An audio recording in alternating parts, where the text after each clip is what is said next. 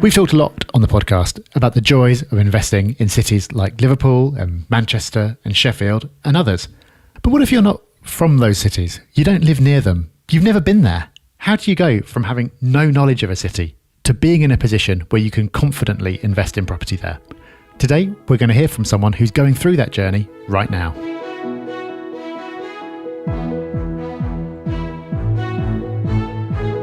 Welcome to the Property Podcast. This is episode 318, where we're talking about starting all over in a new city. There's going to be loads for you to take away from this episode. If this is a process you've already been through, you're going to find yourself nodding along and recognizing a lot of what we talk about. And if it's a process that you're going to be going through, then there's so many great bits of advice from things that our guest did today that you'll be able to take away and use for yourself.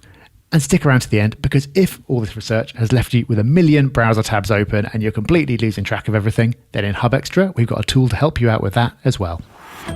Our news story this week is a big one. The headline in the BBC is "No-Fault Evictions to be banned in England. Private landlords will no longer be able to evict tenants at short notice without good reason under new government plans." Now, this is a big change. This is effectively the abolition of the Section 21 procedure. This is the process that allows you to remove tenants without having to prove that there's anything in particular that they've done wrong. What that means is you'll still be able to remove tenants if they haven't paid the rent, if they've done damage to the property, or if you want to move back into it or you want to sell it. You'll still be able to do that. But you'll have to use the Section 8 process, which involves going through the courts and therefore takes longer. Now, this isn't an enormous shock. Been saying for a while it's likely to happen in England eventually because it's already happened in Scotland. And what happens in Scotland, such as tenant fees being banned, tends to find its way to England eventually. But what is surprising is the timing. I wasn't expecting this to happen now. It's a Labour policy, and it's suddenly been announced by the Conservatives without any real hints that this is going to happen. So the first thing to say about this is don't panic. This doesn't mean that you're going to be stuck with bad tenants forever. And it's also not something that's going to be coming in next week. I think it's going to take quite a while for this to work its way through. At the moment, it's just a proposal. It'll need to go through consultation. It'll need to go all the way through the House of Commons and the House of Lords. It's going to take quite a while for this to happen. So lots of time to adjust and to plan. So there's not a lot more detail around this because it is only something that's been announced this week. But there's going to be loads of time for us to return to this on the podcast, which we will, of course, do as things develop. And if you'd like to hear more about this story right now, then go and listen to Tuesday's episode of Ask Rob and Rob from a couple of days ago, where in response to a listener question, we talked about this in a little bit more detail. Back in January, we started talking about our hotspots for 2019, the cities that we've got our eye on as good places to invest right now. You can go to the website, do a search for hotspots if you want to find the episode that we did about that. Now, we know from the messages that we've received that got a lot of people thinking and a lot of people diving in and doing some research into some of those areas that we talked about. And one of those people is the producer of this very podcast, Dan. We were chatting off mic about the research that he's been doing into a city that's brand new to him, where he's never invested before, but it's caught his attention. And we thought it would be really interesting to talk through the process that he's been through of getting to know this new city. Because it's daunting. You might have someone tell you that a particular city is great, but a city is a big place. How do you separate out the areas you should invest in from the areas that you shouldn't? How do you establish the buildings that you should be investing in and the strategy that's right for that area? Those are the kind of topics that we're going to get into in this episode. So Dan, you've been investing for a while. You invest in Nottingham and Manchester already. So now you're going for the third out of our 5 hotspots. You're trying to collect the whole set because you've had your attention caught by Sheffield. Talk us through a bit about why Sheffield appeals to you and what you're trying to achieve with your next investment. Hey, Rob. So yeah, I've been investing in Nottingham and Manchester for a little while now. I'm at a point where I'm pretty happy with my cash flow. So I want to start investing in properties that will ideally have a bit of growth. So I quite like the idea of a well-located apartment. I'm talking something like the outer suburbs of Manchester or the inner city of Sheffield. What I'm trying to achieve is literally just to have a bit of exposure to an uplift in value as the cycle moves towards its growth phase. Okay, that's really interesting. And I'm a little bit familiar with your portfolio, so I can say for anyone who's not that you've mainly been going for what you'd call like cash flowing type properties. So your terrace house type situation. I know that you've been doing a lot of work to refurb properties and get their value up. So as a cash flow strategy, makes total sense. But it also makes sense that you're now looking for a different type of stock and a different type of location. Now your needs have changed. We talked about switching strategies before and how that changes over time. So it's good that you've recognized that you're now looking for something different and you're going looking in a different place for it. And Sheffield obviously is one of our hotspots. So I think it's a good place to go looking for it, because with where it is in the property cycle right now, it seems primed not for huge growth in the next year, but over the next 5 years, I think you'd be feeling pretty good about it. So it makes sense that you came to Sheffield. But I'm always interested in how you research somewhere new, like somewhere you've literally never been to before. So what was your research like? Like, did you literally go to Rightmove and type in Sheffield and see what came up? How did you go about figuring out what was what? Yeah, that's literally what I did. Yeah, Sheffield city centre to be precise. You know, as you mentioned, my portfolio is pretty much low value, high yielding properties. These are properties that I've refurbed, then released the equity before moving on to the next one. Now I'm looking something that's a little bit more hands-off. So now when I go through my search results, I'm looking for anything new or ready to move into, and I'm discarding anything that looks like it needs even a little bit of work. If the kitchen, the bathroom, even the carpets look tired, I moved on, and what was left over was my starting point. Was that weird for you? Because it's almost like the opposite of what you normally do. Like, I imagine normally you're looking for the dated kitchens and places where you can add some value. Did it take a bit of time to get into the mental habit of looking for stuff that's ready to move into? Absolutely. I don't even think I'm there yet. I feel a little bit like a fish out of water. I'm used to property that no one wants to move into. It's kind of the thing where I can't make it any worse, and that's always been a little bit of a safety net. But weirdly, for what should be the easiest type of investment, a newish flat, I'm finding that a whole new mentality is needed. So what kind of price point are you looking at in Sheffield? Well, that's the thing. I've got a budget of around 70,000, and I've been flip-flopping. Do I buy one outer suburb flat in Manchester, or do I go and see what Sheffield's all about and potentially pick up 2 city centre flats? So it was just a case of playing on Rightmove for a bit. Then I booked in some viewings and made my first trip up to Sheffield to potentially buy a property. Okay, so you arrived in Sheffield for the first time. What were your first impressions for the kind of properties you were viewing? How did they stack up against what you expected them to be based on Rightmove? Yeah, to be honest, I was pleasantly surprised. I actually really liked it. I had no idea about size though. I didn't know how long it would take me to get to each viewing. I didn't know if I should walk or do I hire a car. I was also quite surprised at how big a student town it was and how much of that student community was focused on international students. And everything I saw was pretty new and ready to go. Some places even had a sitting tenant. And how many viewings did you do that day? I think it was about 16. Wow. Okay. So the last one's just totally blurred into each other and you have no idea what you saw, basically. Well, that's it. I find property blur happens whenever you do a day of viewing. However, normally with the stuff I buy, they have distinguishing features like a gaping hole in the wall or some kind of bottomless pit. But because of my criteria of these flats, they were all had a similar look and a similar spec. So it became a bit more about the developments in general. Are they well maintained? Are they well located? Are they near shops or parks or transport links? Just looking for things like that. Yeah. I guess when you're doing your first trip, for me at least, when you're doing your first trip, it's not so much about the actual units as it is for like fact finding, speaking to people, getting a feel for the area in general. So what kind of conversations were you having with your agents? Because you must have talked to a lot of agents that day as well. Oh, absolutely. Yeah. Normally I have a car going from property to property. This was a bit different. Because Sheffield City Centre is quite small, I took a punt and decided to do the viewings on foot. And this actually paid off. It gave me quite a lot of face time with the agents while we're walking between properties, which was like 5 to 15 minutes. And like you said, it became a little less about specific flats and more about the developments and areas. And, you know, I did my best to pick their brains. And what kind of questions were you asking those agents? And did you get any interesting bits of intel out of it? In the beginning, I spoke about all the typical stuff like, so how about that Brexit? And then it just started to move on to things like, are you guys busy at the moment? What's the market like? Are you seeing demand? And as you'd expect, everyone is busy, flats are going like hotcakes, rental demand is high, everything's going through the roof, you can't lose here. But eventually, after using what little charm I have, I was able to develop like a bit of a rapport, and that's when I started to notice like some real honesty coming through. Yeah, it shows how important it is to really dig in and do your research. And it's possible that they just don't even know. If they're just working one day a week or just working Saturdays or something, they might not know about any of this stuff. So it is really important. The other nice thing about once you can build up your own knowledge a bit and you start to get these little tidbits from agents is you can then drop those into conversations with other agents to sound like you really know what you're talking about, which is something I do all the time. That's exactly it. I was doing my best to use all my newfound knowledge, so at least I seemed like I had a clue what I was doing.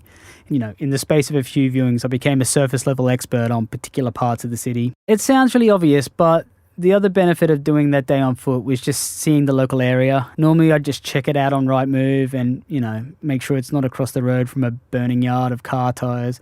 But this was a really good way of seeing what neighbourhoods are like.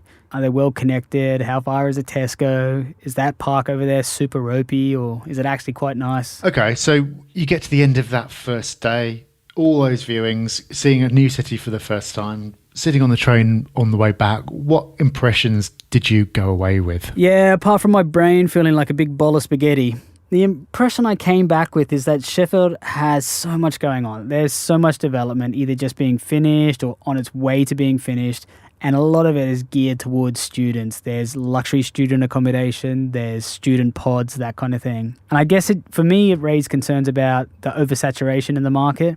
Is there actual oversupply, and what is that going to mean in the long term? On the point about oversupply, I think it's something that's natural to be concerned about or to have in your head when you arrive somewhere new and you can see lots going on all over the place. And I think there's a point in the cycle where it's something that you should be concerned about, but that time is not now.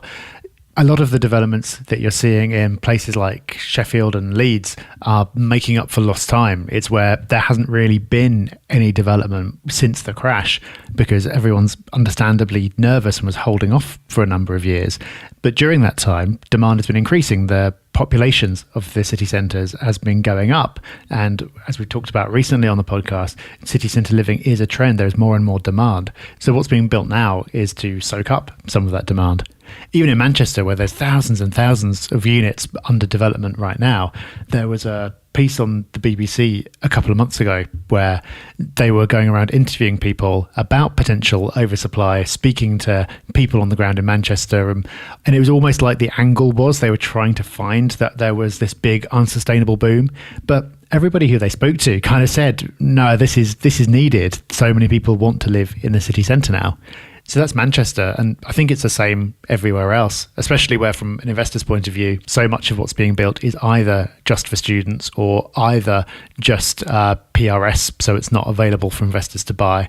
So at the moment, where we are in the cycle now, I can't think of anywhere where I'd be really concerned about oversupply, but I can understand why to you, coming from somewhere where city centre flats aren't something you're used to, why it is something that would strike you straight away and something you'd be concerned about. So you went back for a second visit. What was your plan? What were you trying to achieve with the second trip up there? Well, the first trip was to get an idea of the city and have a look at the entry-level flats. And like I said, I was thinking I could potentially snag 2 there. But now that I have seen that there is value in the city, I'm thinking of going for one that's a little bit more high-end, that stands out, maybe because it has a balcony or bigger rooms or double bathrooms or that kind of thing. Yeah, and you sent me links to a couple of the things that you were looking at, so I can see they're nice and big and very modern. There's a big balcony there and a nice view by the look of it. And this kind of tells you a lot about where Sheffield is in terms of prices, because this kind of thing in Manchester city centre, as you know, would cost so much more. Yeah, ambitiously or foolishly, the same day I went to Manchester to do more viewings. Now, instead of city centre, I was in an outer suburb.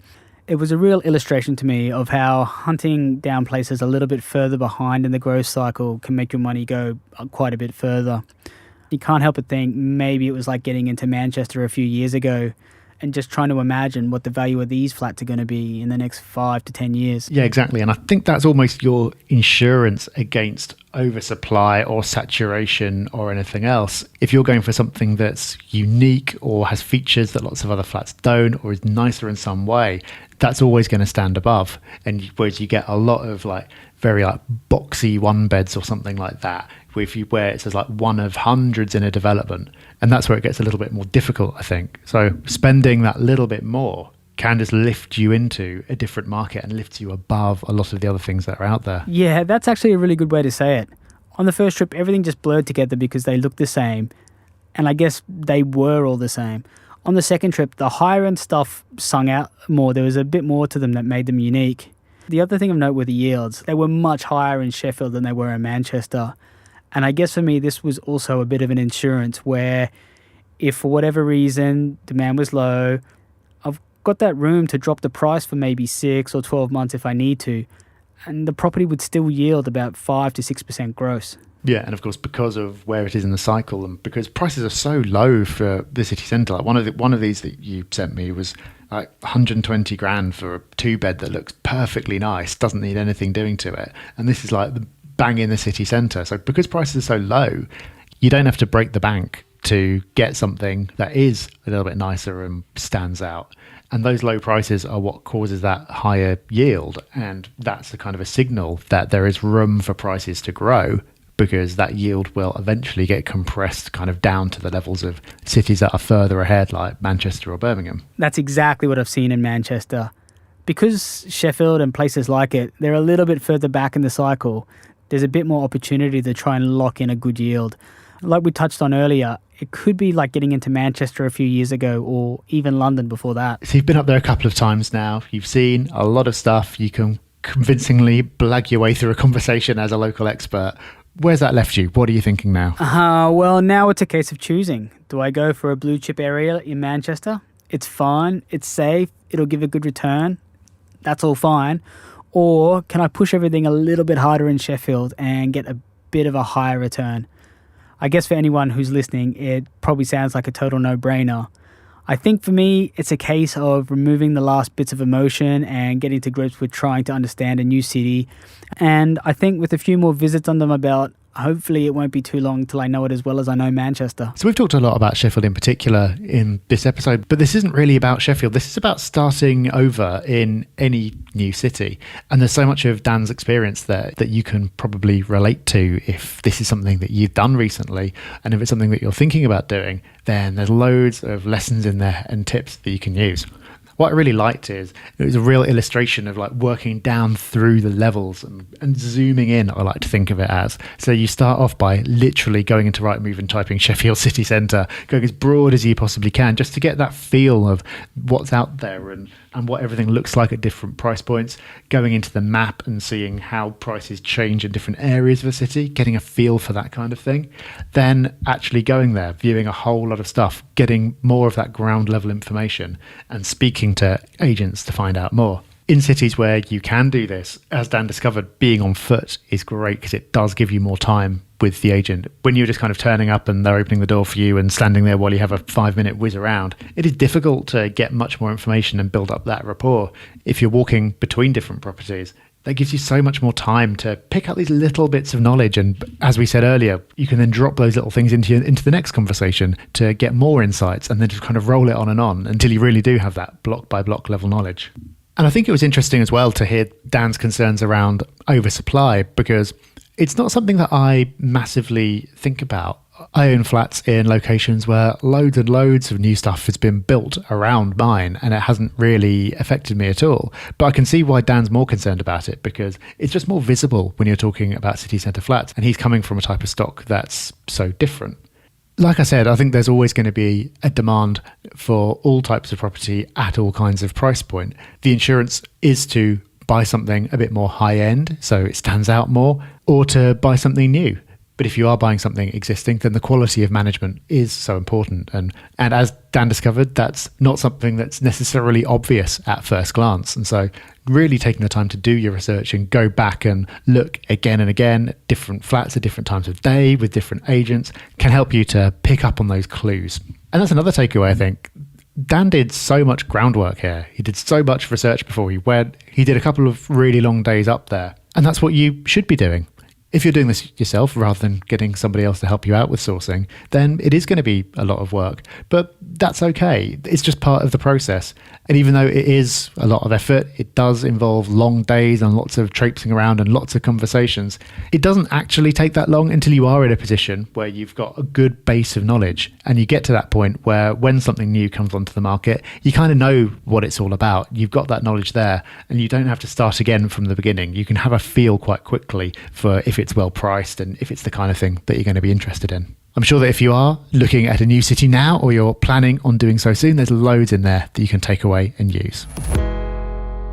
Okay, so thanks to Dan, there's been loads of value in this episode, but let's see if we can pack in a little bit more before the end in the form of Hub Extra. This is where every week we give you that little bit more, whether it's a quote, an app or tool, something to make your life a little bit better. And it's all backed up by the Hub Extra email that you'll get in your inbox on a Friday morning if you're a Property Hub member. This week, Hub Extra is a tool, and it's a tool for you if you end up with about 30 different tabs open by the time you've been at your laptop for an hour. And if it's like grinding to a halt because you've got so much open, and if you've got about 10 things pinned for later because you don't want to lose them, I'm sure there's a lot of people in that position. Now we all spend so much time in our browsers. The tool is called Workona. It's completely free. And what it does is it allows you to arrange your tabs into different workspaces. So if you're doing multiple different activities, you can have a group of tabs for each. So you could have one for your work. You could have another for your personal life. You could have another specifically for researching properties. You could even have one for your research in Sheffield and another for your research in Manchester. So you can break it up into different groups. And then when you go into one group, it hides all the others. So you don't have this overwhelm of having a million things open, all with like about 3 pixels each, trying to work out what it actually says. And you could also take a whole group and suspend those tabs so they're not taking up memory and causing your computer to grind to a halt. So this is an extension for Chrome. So if you're in Chrome all day and you end up with far too much going on, Workona is well worth checking out, and you'll find a link to that in the show notes. So that is us done for this week. Hope you enjoyed this episode. Let us know what you thought of this episode. You can find us on Facebook, Twitter and Instagram at Property Hub UK.